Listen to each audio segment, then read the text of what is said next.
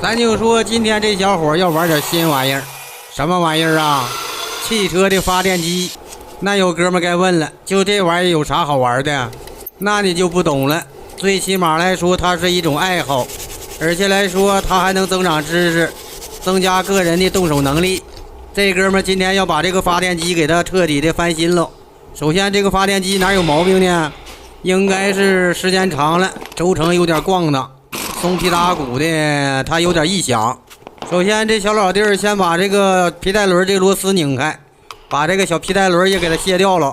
紧接着就要对这个壳体进行拆解。首先，这上面有几个螺丝，拧的那是噔噔紧呐。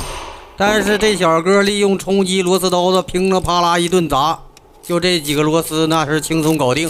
说了半天，老孙还没介绍这是一个什么发电机呢？这是一个3向汽车交流力磁式发电机。发电机内部通过3向整流桥把这个交流变成直流。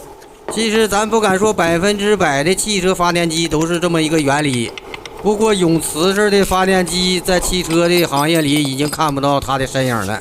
这小哥一顿小揪子，把这个发电机的壳体就给它搞分家了。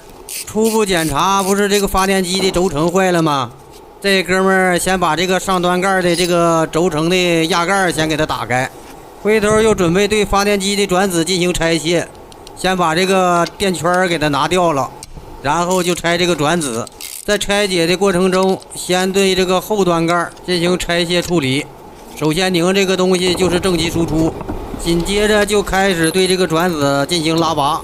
毕竟里边有轴承，那你不用点劲儿，不用点专业工具，这个东西好像也出不来。就这小哥的专业工具不算行之有效，但是也挺好用，稀里咔吧的不一会儿就把这转子拽出来了。咱们看这个转子上有那个力磁线圈，还有磁极铁芯儿，另一头吧还有2个电极滑套，是利用这个碳刷给这个力磁绕组进行供电用的。这哥们手也不闲着，这又开始卸这个磁电机内部这些东西。首先拧这俩螺丝应该是固定这个碳刷架子用的，这个碳刷的供电来源应该是靠车上的一个调节器，主要是来调节这个力磁电流，控制这个转子铁芯这个磁力大小。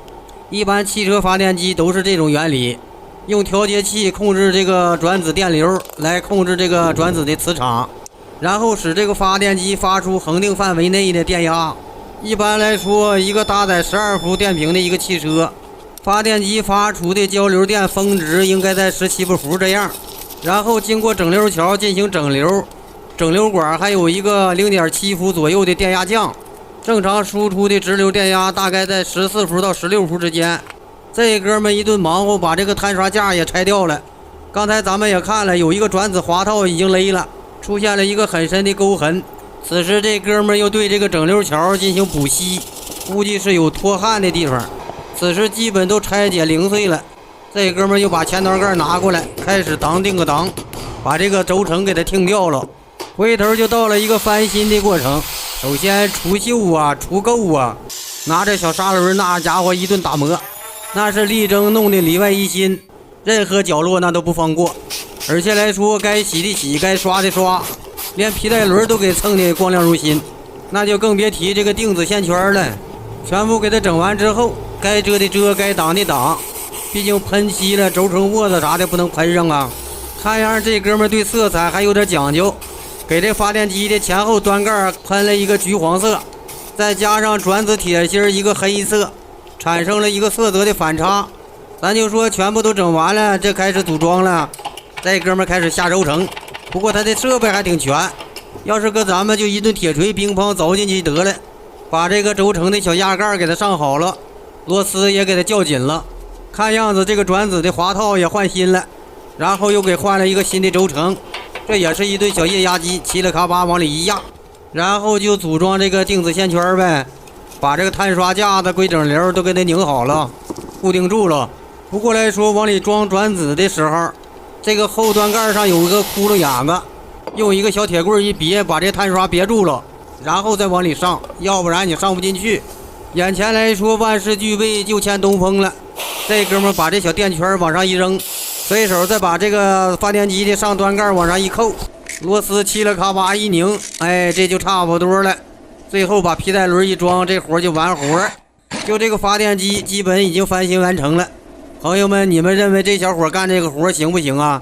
如果你不懂汽车发电机，看到了这个视频，能不能得到一点启发呢？记住了，我叫酸不溜，每天分享有趣的汽车故事。